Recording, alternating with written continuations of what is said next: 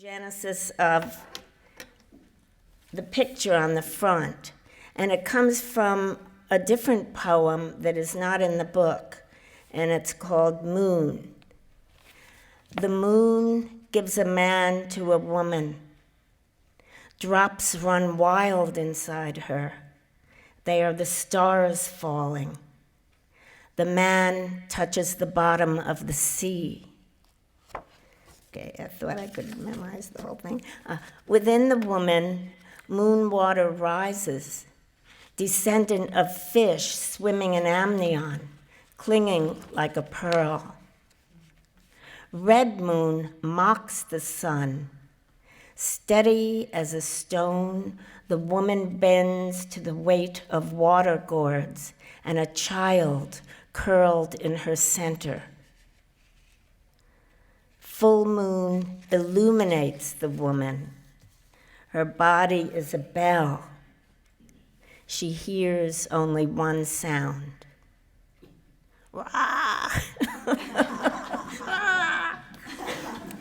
So anyway, though the poem is not in the book, I felt that this painting that I had made for the other poem was the perfect one to go with Sacrifices Have to Be Human, so I chose that for my cover. Since this poem was called Moon and had to do with the moon, I decided to look through my book and see which poems have references to moon in them. So that's going to be my reading tonight. All the poems that refer to moons. And just to make it clear, especially for the family, these poems are not necessarily autobiographical. Okay. So I'm going to read 8 poems. This is called On the Night of the New Moon. There is a pulling. A young woman is ready. She counts out almonds, holds them in her palm, peels bark from a low branch, crushes it over the almonds. A man appears. The woman unfolds her legs. The man penetrates. He turns away in the half moon. Summer lies down on the valley. A harvest moon fills with cool air. Fingers know the gathering song, oval after oval. Hard rain shreds almond leaves. The woman drinks alone from a dark well. No cold luster in winter's new moon. A lover's desertion. Essence of bitter almond. In an hour, there will be movement. This is called Beside the Still Waters. Yes, it is always no. She spends a year felling trees, lets him yell obscenities, ransack her backpack, tear her catalog of log cabins. He never has sex with her anymore. She keeps him from killing himself, and now he walks out like a lizard, inventing an integrated system of astrology and myth. He tries to lighten his corner at her expense. Moon's light burned out ages ago. He thinks he's the galaxy child, upending the horizon. When she crossed the border, citizens were lined up on the stone wall. She looked over the wall, thought there would be something blue, something wet. In the spare room, the moon hovers on the opposite side of the house. Its ragged edges unravel like her expectations, unreasonable as symmetry. She piles on another quilt, the weight covers disappointments accumulating like roaches with new ones about to hatch. She maps out ways to escape, winding the quilt in the shape of a placenta, wondering what it's about when two people live without touching the other's enthusiasms. A crack of moon makes a strip of delicate light under her door, illuminates her soft suede shoes.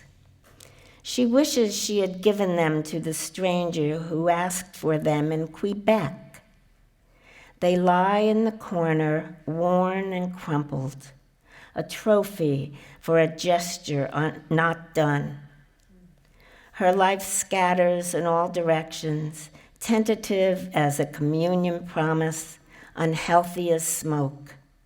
She wakes in a bed she usually doesn't occupy, the air alive in the layer between her skin and the silk. This poem is called Strings, and it's for Gino.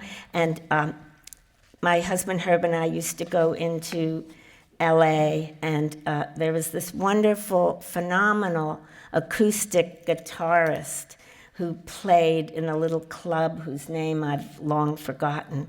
And I wrote this to honor his talent. And in one stanza, I talk about his fingernails. And he had the fingers that he fingered with were trimmed very short. And then the ones that he strummed with, he had put epoxy on them to make them stronger. So I thought that was very curious, and I make reference to that in the poem. You enter my samba with hair the color of blue corn. I want to sink my clipped nails in, dance through it with my calloused fingertips, hardened by tight gut, pressed to the frets, hands so strong I could squeeze the air from a throat, suffocate something. But you I glorify for the time being.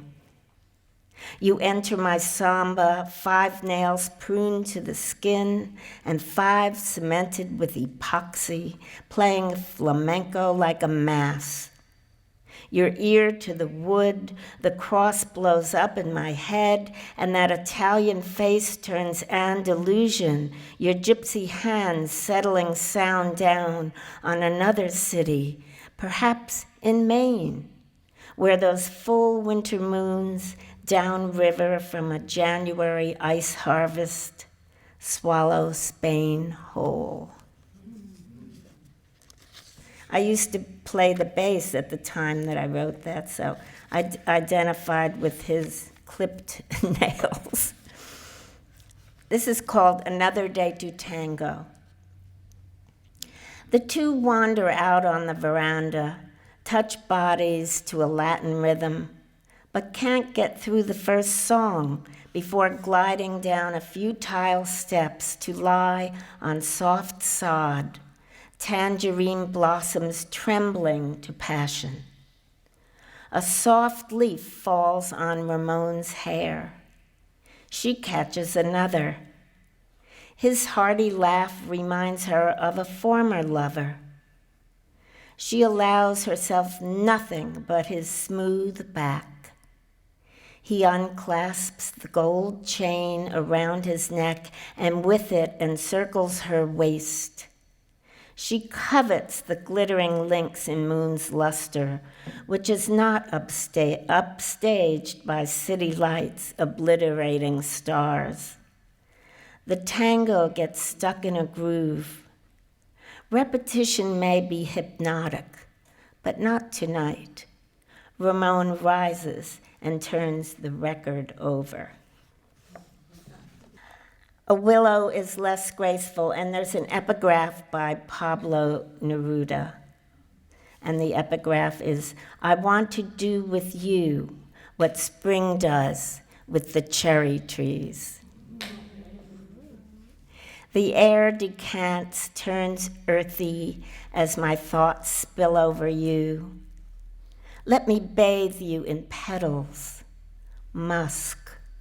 I breathe your name, you become fern and steam, almost jungle, almost perfect. I would stroke your soft hair, fragrant moss, make poems with my tongue. Let me lie with you among gnarled bark and look through cherry trees. Clusters of pink fused to boughs like filigree make the moon howl. Give me your eyelids closed to the morning. I have never seen a cherry sky like this. Okay, 3 more.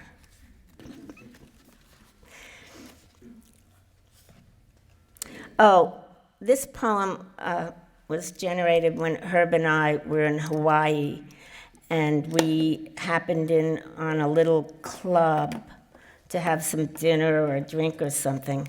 And what was going on was a Hawaiian wake. And the beauty of it was that there was dancing and music, and that was the celebration of this person's life. And then on the way home, there was this very magical experience that we had.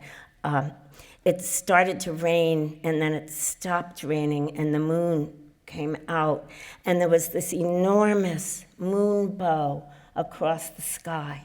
So it was a very special experience. Death holds us in its arms, rocks us. Parker Ranch, Waimea. Grief creates this gathering. The bar, a shrine of neon and red vinyl. Locals slow dance in straw hats, leather boots, to honor the dead. Liquor becomes balsam, cigarette embers, ash.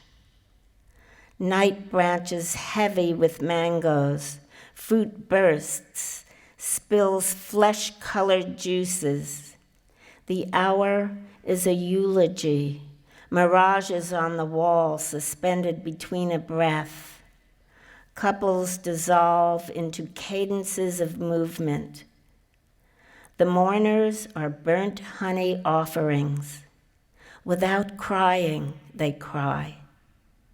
Rain resurrects this night that blooms a moon bow.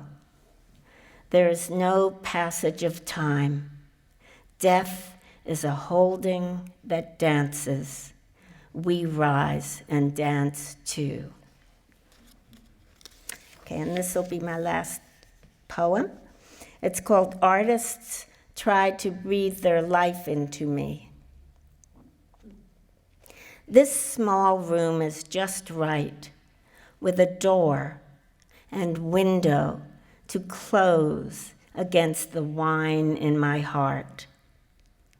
There is no science, religion, humanism, but a swollen belly in a summer city. Someone not seen on Venice sidewalks, which daily consume shoes. City people pray to the city, where circles of cement surround trees. They can never go back to the forest. Under a sliver of moon and the North Star, love the one who takes your love and gets fat from it. It's not easy to mate, swallowing up another's life. Connections kill. So match the green wire with the green wire, orange with orange, lavender with lavender. There was a time jacaranda melted on the walk when caught by light. The daytime moon didn't matter. So much hummed at my feet, a geography of notes.